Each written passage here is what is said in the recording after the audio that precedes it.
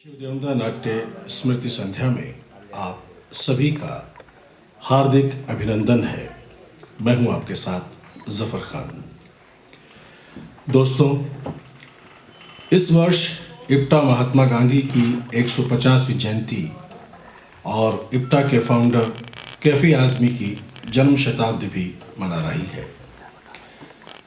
साथ ही आज की नाट्य संध्या जयपुर इप्टा से रंग यात्रा शुरू करने वाले साथी हम क्रिएशन तथा ताज के संस्थापक मंडल सदस्य स्वर्गीय शिव देवंदा की स्मृति में आयोजित की जा रही है।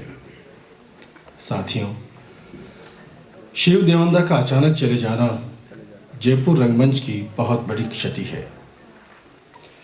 हमें व्यक्तिगत रूप से बहुत बड़ी क्षति हुई है। बहुत सारा बचपन तथा सक्रिय रंगकर्म एक साथ गुजारा है, जिसे बयां करना बहुत मुश्किल है। हम सभी साथीगण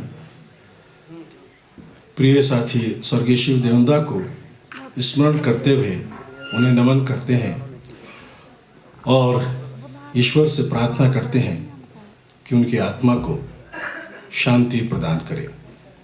दोस्तों, जयपुर इप्टा 1985 से सक्रिय है और अपने रंगकर्म के साथ मनोरंजन के साथ साथ जन जागरूकता का अभियान लगातार चलाए रख रही है।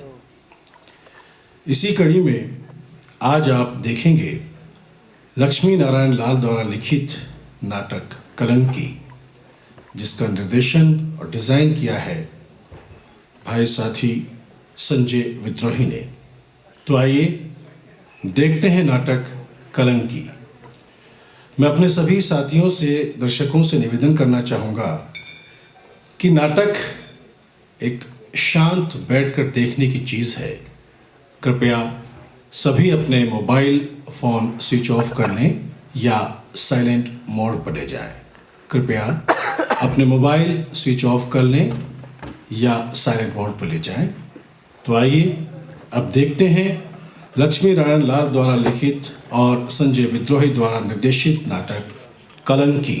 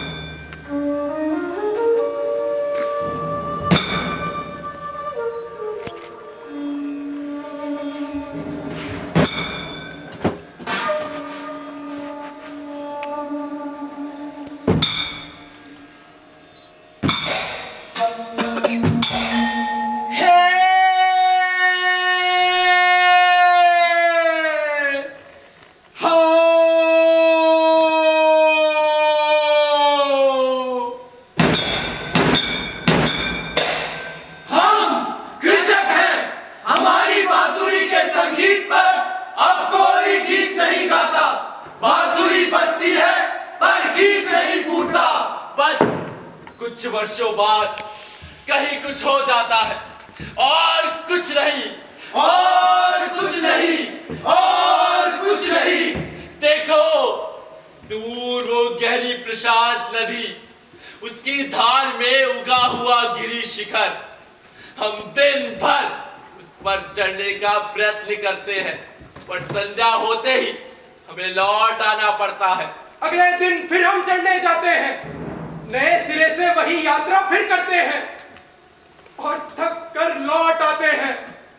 हैया रे हैया हैया, हैया रे हैया हैया, हैया रे हैया हैया, हैया रे हैया हैया, हैया रे हैया हैया, हैया रे हैया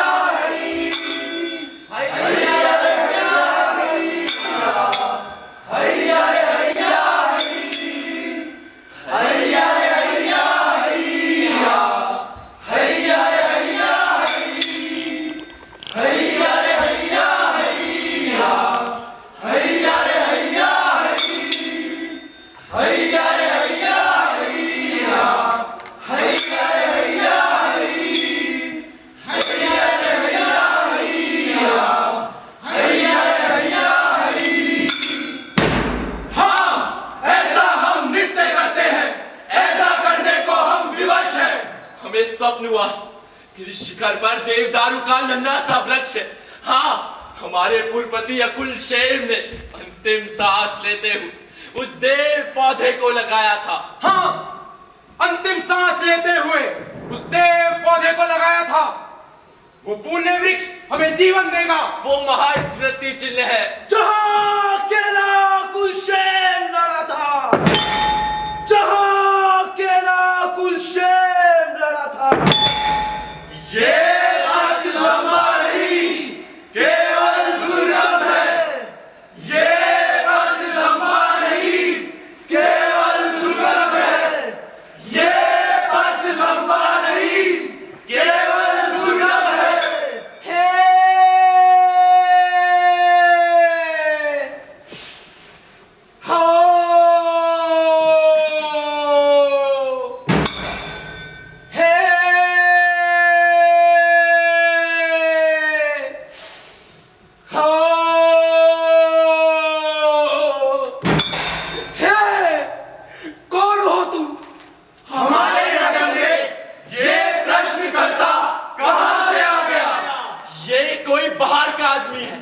इसकी वाणी, इसका सुर जाना पहचाना लगता है। इसका स्वर हमारा पीछा कर रहा है। इसका स्वर हमारा अस्तित्व जगा रहा है। इसका स्वर विद्रोह का मंत्र फूंक रहा है। हैया रे हैया हैया, हैया रे हैया हैया, हैया रे हैया हैया, हैया रे हैया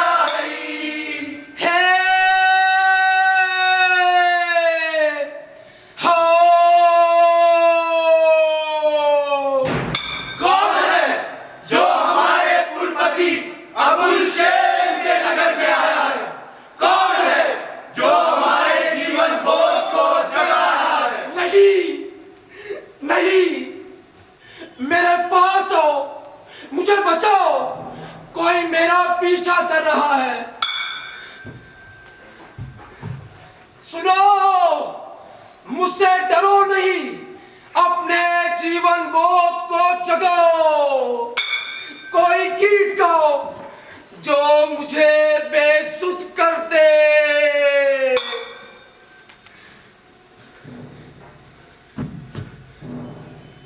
ये नगर इस तरह शांत क्यों सोया है? क्या हुआ इस नगर को? इस नगर के ललाट पर भय का पड़ाव क्यों है? नगर के लोगों में जीवन बोध क्यों नहीं है? इस नगर का नाद, मंत्र, स्वर सब शांत क्यों है?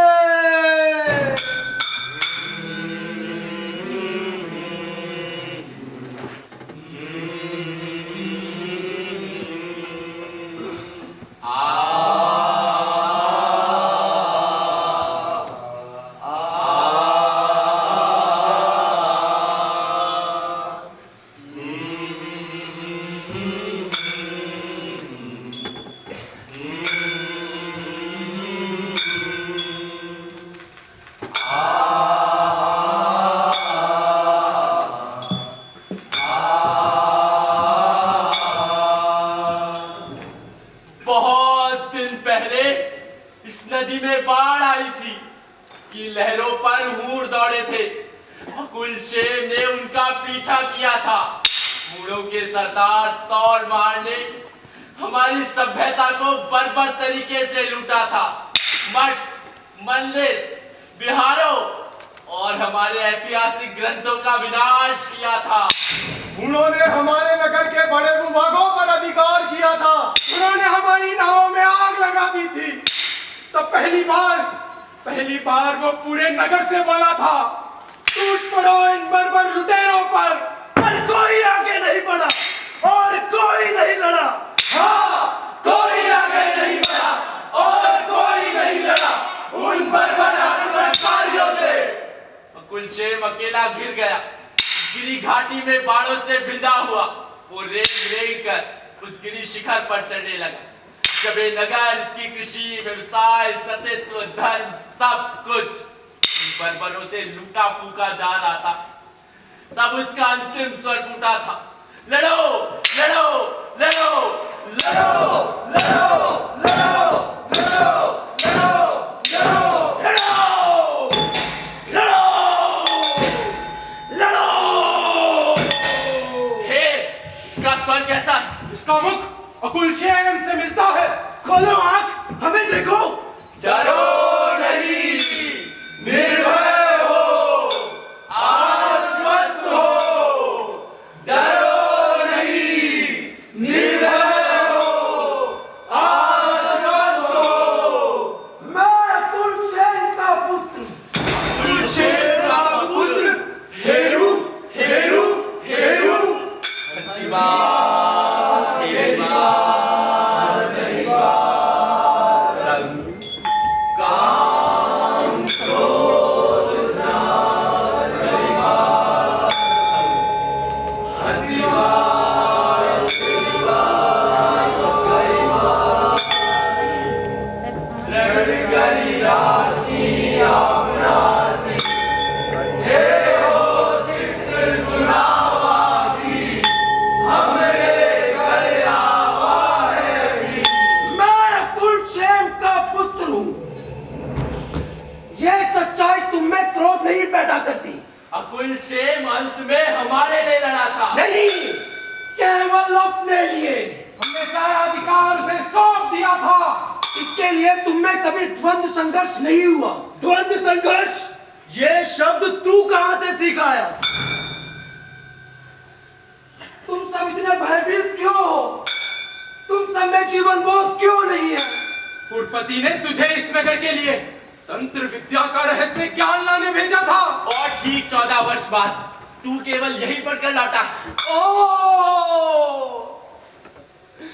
तो उसने तुम्हें कुछ भी नहीं जानने दिया।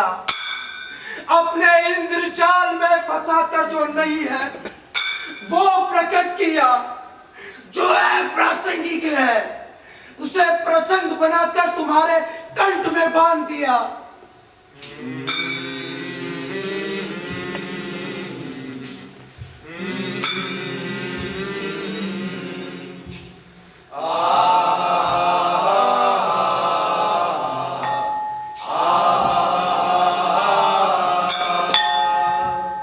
अच्छा, तुम कोई ऐसी कथा जानते हो जो हम नहीं जानते? हाँ, सुनाओ कोई ऐसी कथा। सच, बहुत दिन हुए हमने कोई कथा नहीं सुनी। सुनो सुनो सुनो, एक कहानी हम सुनाते हैं। ना ये कहानी राजा की, ना ये कहानी रानी की। ये कहानी हमारे जीवन बोध की है। ये कहानी बोधिसत्व की है। ये कहानी हमारे यथार्थ से पलायन करने की है। ये कहानी मृतक से लड़ने की है। ये कहानी कलंकी अवतार की है।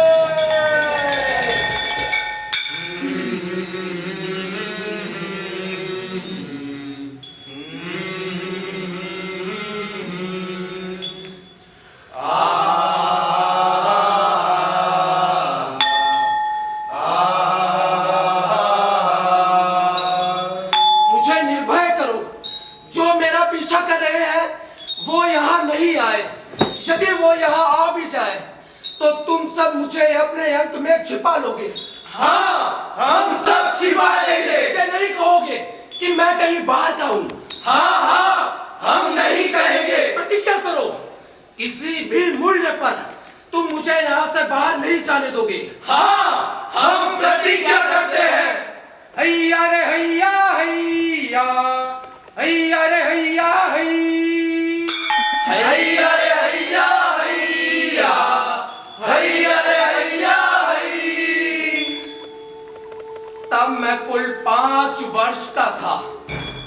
बिल्कुल ही नहीं जानता था कि क्या होता है प्रश्न और क्या होता है उसका दंड। बस हर क्षण जैसे आश्चर्य से घिरा रहता था। ये नगर क्या है, क्यों है, मेरा पितू ही अकेला सामंत क्यों है। प्रश्नों की इस शरशैया पर लहू लुहान मैं हर क्षण बैठा रहता था। पितू मुझे अपने हाथों से दंड देते और हर तरह से मुझे डराया जाता। मां मेरे पक्ष में थी,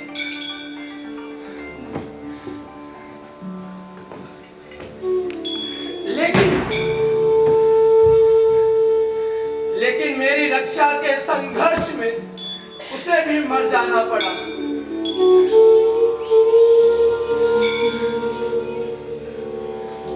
मैं संभवतः 11 वर्ष का हुआ। नगर को रोंदती हुई उन्हों की छोटी सी सेना मेरे सामने से इधर से गुजरी।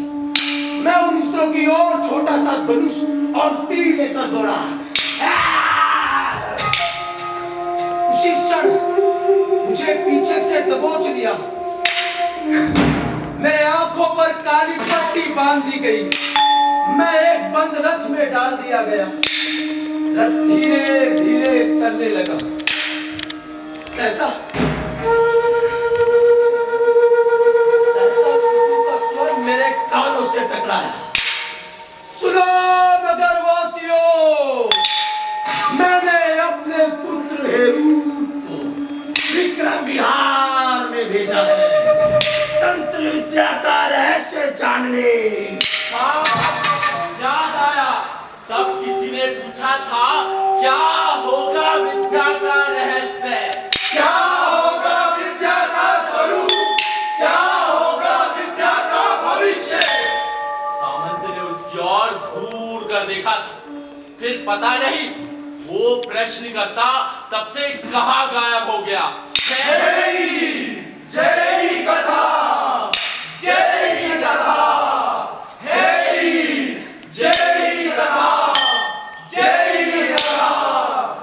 हमारे पास भी चंडीगढ़ में एक अद्भुत अवधूत आया है। चलो हम तुम्हें वहां ले चले। कहाँ बसे शक्ति, कहाँ बसे जी, कहाँ बसे करुणा, कहाँ बसे जी। जय हो।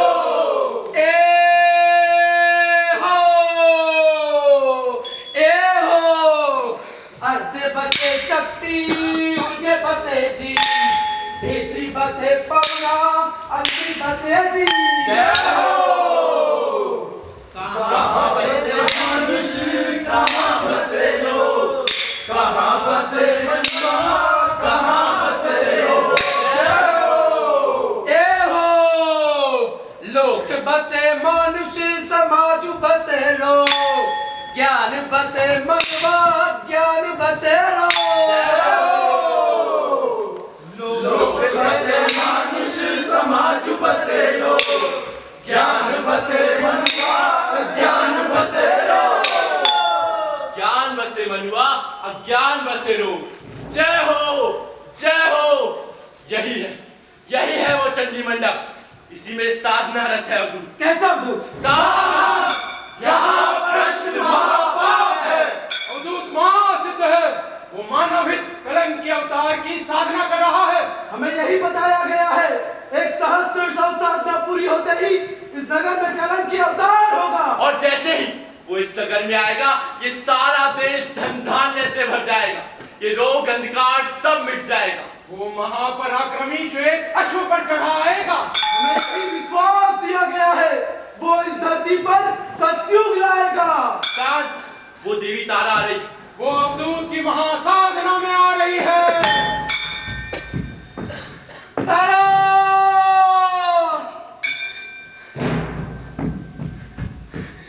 तारा!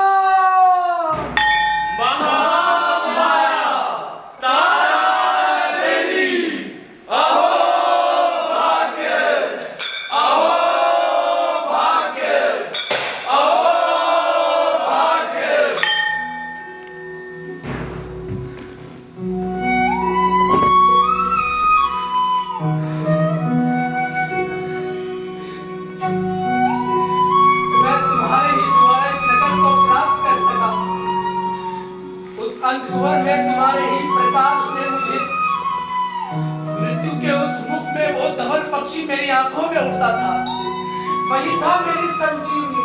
पहचानो, ये वही है, रूप है अकुलशेन का पुत्र। याद करो नदी के बालू तट पर जब तुम दोनों दौड़ते थे, तब उस गिरी शिखर से एक धवल पक्षी उड़कर उन लहरों पर बैठ जाता था और तुम्हें खेलते हुए अपलक निहारता था। सावधान, जब वो नहीं, तारा देवी ये आराधना में विघ्न डालने आया है। से कहो कि ये यहाँ से चला जाए। तूने प्रतिज्ञा की है। हाँ, तूने प्रतिज्ञा की है।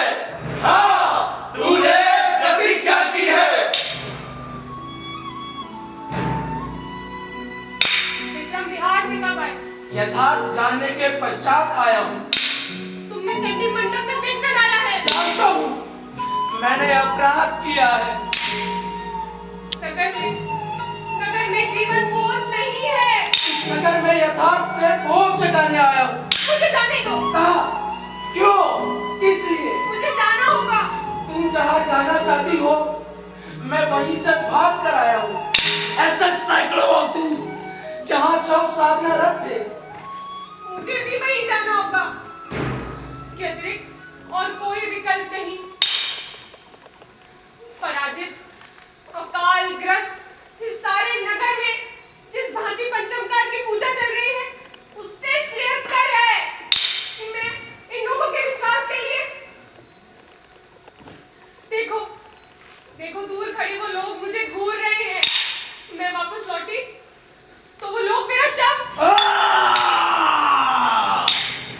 मेरा काला हाथ चल रहा है, मेरे बाएं अंग पर हिमपात हो रहा है। तूने चंडी मंडप में विघ्न डाला। तूने महाअपराध किया है। गिरी घाटियों, नदी तल में जो वायु शांत सोई थी, वो आंधी बनकर उठ रही है। आंधियों!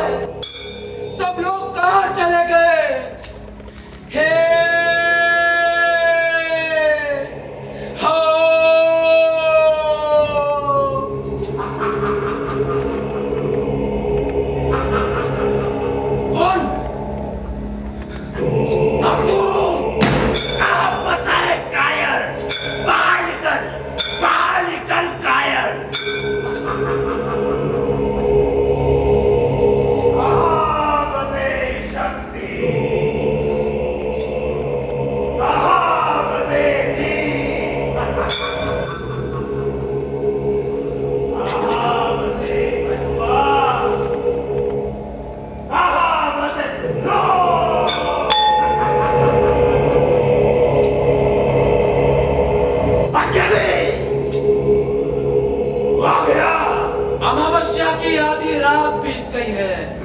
अब तू यदि तुझमें साहस है तो प्रत्यक्ष मेरे सामने आ और दोगी पाखंडी अपनी अधूरी दुनिया से बाहर निकल। क्या कहा? तू बाहर नहीं निकलेगा तो सुन, मैं पूरे नगर से चिल्ला चिल्ला कर कहूंगा, तू कायर है, क्लीव है, झूठा है। तू किस तंत्र पीठ से आया? तेरा कुलशील तू विक्रम विहार से भाग कर आया है। यक्षम ने अपराध किया है। मूल अपराधी वो है जिसने मुझे पशुवत बंधवा कर उस वन की घोर में डाला। करने वाला तू कौन है? ये सब इतना भी क्या नहीं, शरीर के 6 चक्र, 16 आधार, 100 लक्ष्य, क्या है? तूने तार के पलके से अपना मुंह तो छिपा। अजले, ये पवन चक्र है, चंद्रमा है, आकाश है, और तेरी कुशलता इसी में है। तू यहाँ से भाग जा। इसकी वाणी का स्वर कैसा? तेरे पास का क्या है? ये कैसा प्रश्न? एक 22 वर्ष, 5 दिन, 7 घड़ी, 2 मेरे व्यक्तिगत जीवन से इस तरह ऊंचे रहने वाला ये कौन है? तेरे पिता कुलशेन से मेरी अंतिम भेंट उसके फिक्र कर हुई थी। ओह, तो उन्होंने ही तुझे यहाँ भेजा। मेरी बात सुन। उर्पति होकर जिसने इस नगर को व्यर्थता, निर्वीरता के पद पर छोड़ा, अपनी सत्ता को यहाँ स्थापित रखने के लिए जिसने झूठे भ्रम फैलाए, आज उसी ने अपनी कायरता पूर्ण मृत्यु के बाद अब तुझे यहाँ भेजा।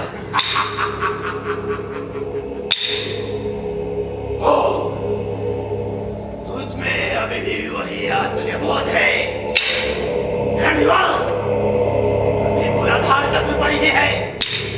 मेरे पास आ, मैं दूंगा तुझे तंत्र विद्या का रहस्य। मैं जगाऊंगा तेरी सुषुप्त कुंडलिनी। तू कमलों की सेज को रोंदता हुआ, अनन्य सुंदरियों का भोग करता हुआ।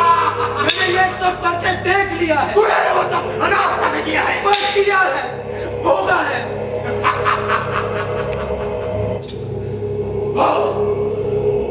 तुझमें भय है, तभी इतना दुखी है। चल इधर आ, विश्राम कर। बस एक स्थिति में एक बार तो मुझे अपना मुंह दिखा। अकेले भाग जा यहाँ से, भाग जा। बिल्कुल ऐसी ही क्रीम प्रतिक्रिया मेरे उस कायर स्वार्थी पिता में जागती थी। माना हर शासक की अपनी एक निजी रहस्य शक्ति होती है, मगर यहाँ तो जैसे सब कुछ रहस्यमय है। ये अकाल, ये पराजय, ये भय का वातावरण।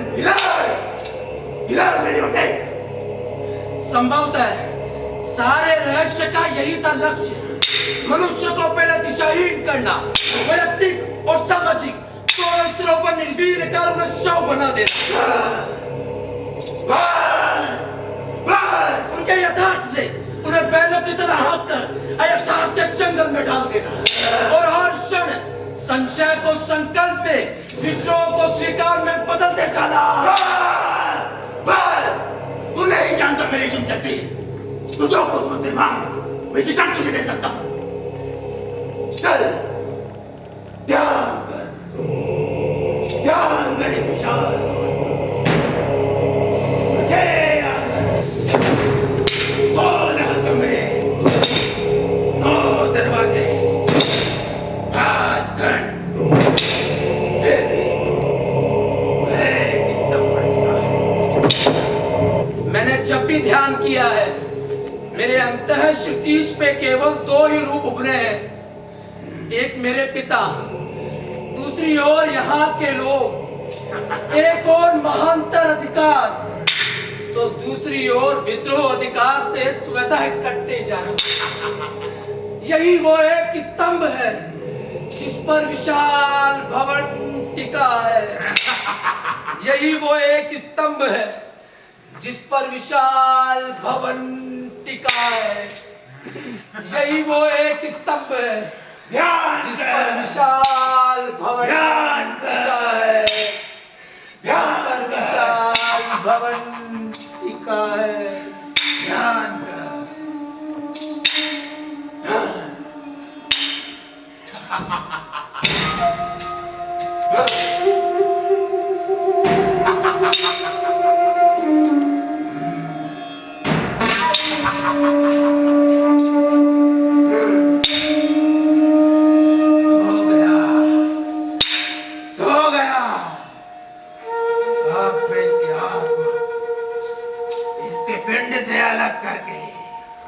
इसके शव से वार्तालाप करूंगा।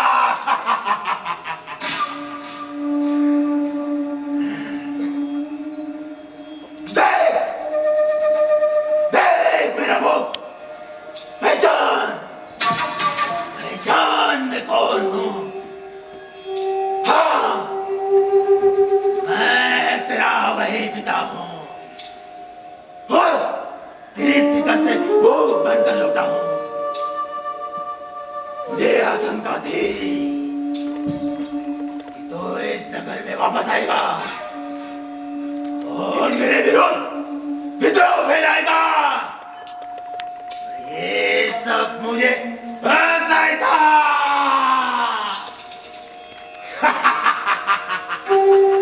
किसी याद रख, मैं तुझे मंत्र में सफल नहीं होने दूंगा। मैंने चाहा था मेरे बाद ही तू मेरा उत्तराधिकारी हो। पति सामन, और इसके लिए आवश्यक था प्रश्न ही निशंक हो। पता नहीं तू किस रक्त का था। नहीं, हाँ, मुझ में कोई शील संकोच नहीं। हाँ, मुझे अपने ऊपर क्रोध आता है। विक्रम विहार भेजने की जगह मैंने तेरी हत्या क्यों नहीं करवा डाले। विक्रम विहार से तुम्हारे सारे समाचार गुप्त रूप से मेरे पास आते थे। तेरे मित्रों को दमन के लिए तुझे जितनी यातनाएं दी जाती थी वो सब मेरे ही निर्देश पर थी। मेरे ही निर्देश पर थी।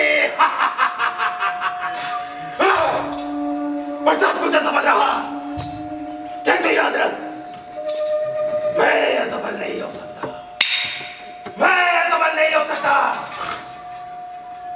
गौरव गाथा के रूप में मेरा अमर अस्तित्व यहाँ बना रहे।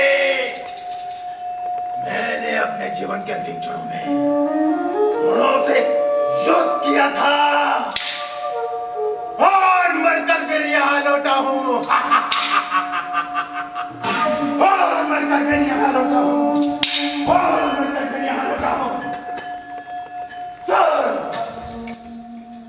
मैं यही समझा हूं, यही रहूंगा। तू बाहर का है, तू यहां नहीं रह सकता। अब देख, देख मेरी असीम शक्ति, देख मैं तेरी आत्मा को तेरे पिंड में डालता हूं।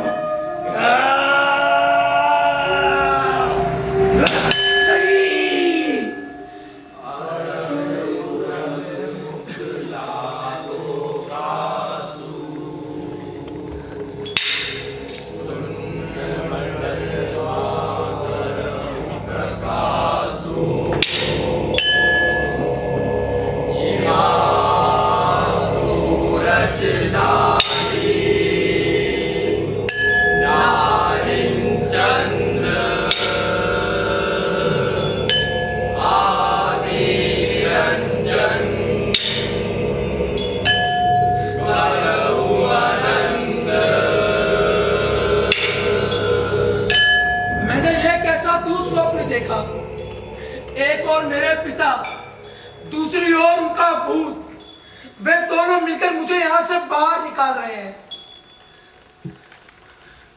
कौन है तू?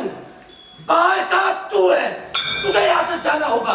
नगर के लोगों, दौड़ो, घेरो इसे। इससे पूछो कि ये कौन है, कहां से आया। तुम सब कुछ बोलते क्यों नहीं? तुम सब इस तरह चुप क्यों हो? देखो, उधर देखो।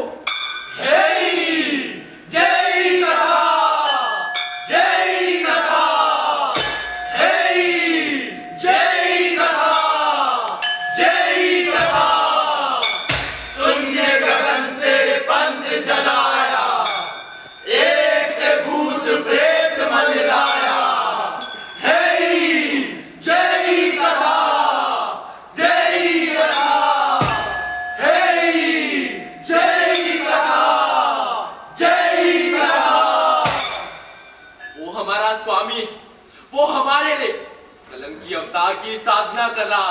वो हमारे लिए आश्चर्यजनक है, वो हमें प्रभावित करता है, वो हमें कहीं बांधता तो है, वो असंभव ही सही। ठीक उसी तरह जैसे अकुल शेर ने हमें बांधा, हमारा सामंत बन, और अंत में हमारे लिए उस गिरी शिखर पर कोई एक देव वृक्ष लगाकर। ज्ञान बसे मनवा, अज्ञान बसे रोग, ज्ञान बसे मनवा, अज्ञान बसे रोग। हे जय कथा। हाँ, पहचानो, इसकी वाणी कुछ बदली है। हाँ, अब मैं अकेले ही अपनी यात्रा पर जाऊंगा, दर्शन करूंगा उस देव वृक्ष का। तुम शिखर यात्रा पर नहीं जा सकते, कलंकी के आने का समय पूरा हो चुका है।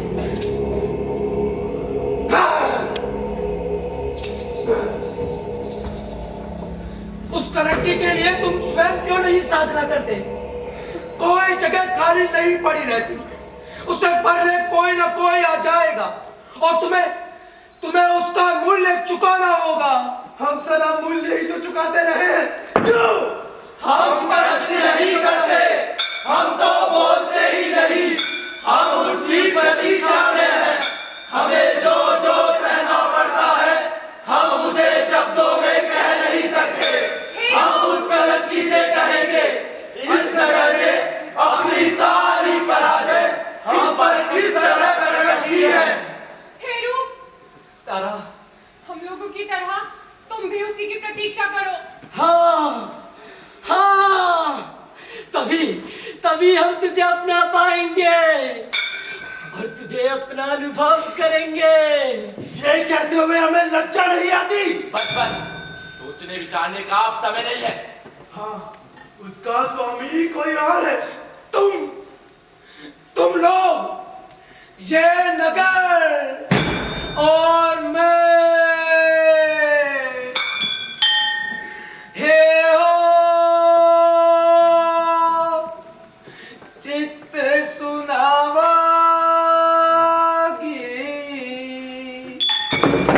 तुमरे घर आवा है मी।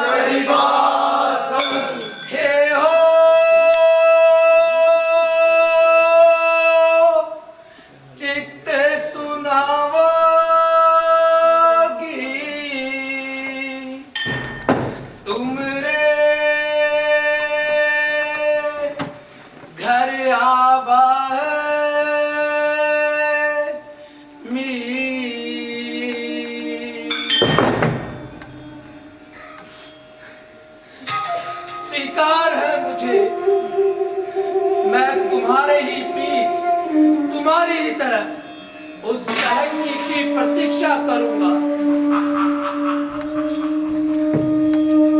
और तुम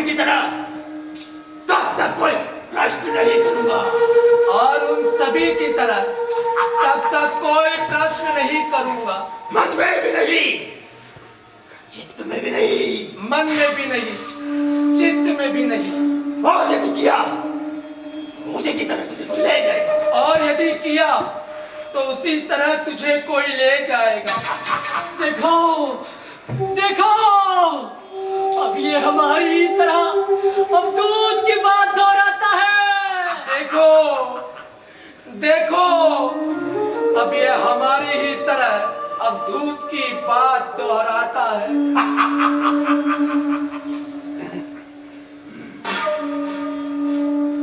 दिवंगत महाप्रतापी शूरवीर अकुल सेन के वीर पुत्र हेरुक को इस नगर का संबंध अभिषिक्त करो।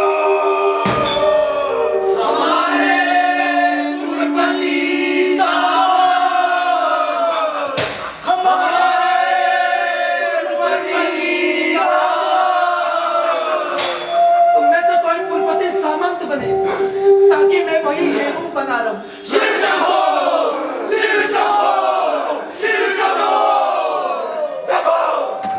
देखो, यह तुम्हारा नहीं। तुम्हें अपना राजा बनाना चाहते, क्यों? उसकी प्रतीक्षा के लिए। लगता है तुम हमारी बातें समझ नहीं पा रहे हो। हमारी दुनिया अनोखी है, हमारा विश्वास असंभव में है। असंभव? हमें जैसे ही कुछ में शुभ जन्मने लगता है, कोई सहसा उसे काट देता है। बंद करो ये बातें, बंद करो। डरो नहीं, बोलो, बताओ। ये इस नगर का नहीं, ये बाहर से यहाँ भ्रम फैलाने आया है। इसे खींचकर बाहर करो। नहीं नहीं,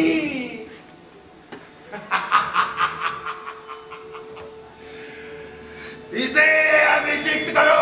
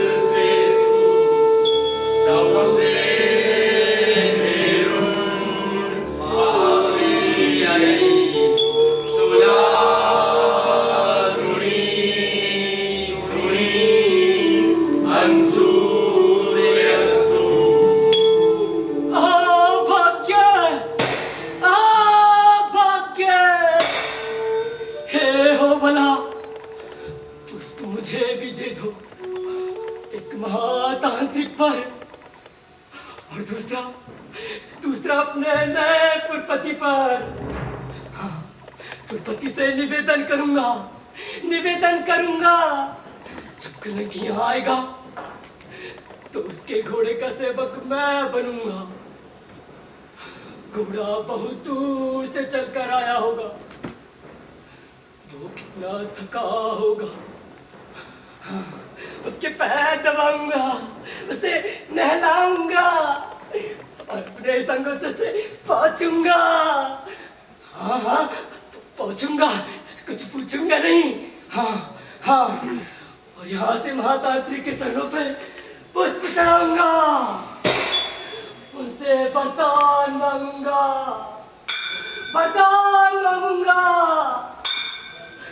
कलंकी अवतार तक मैं जीवित रहूं। मैं जीवित रहूं। भाग्य, भाग्य। शांत, वे लोग आ रहे हैं।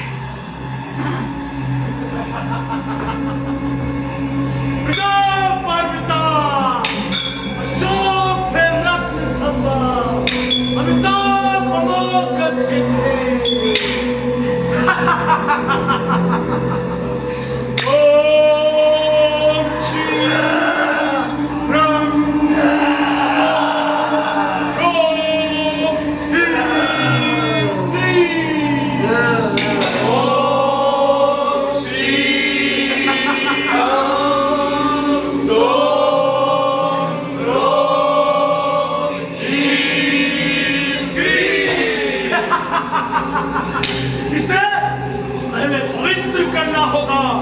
ये पवित्र है। गिरिशिखर का वो धवल पक्षी इससे बातें करता था। ये शुभ है। इसने हमारे लिए असह्य यातनाएं भोगी है। हम सब पवित्र हैं। इसे देखते ही मुझे अनुभव हुआ।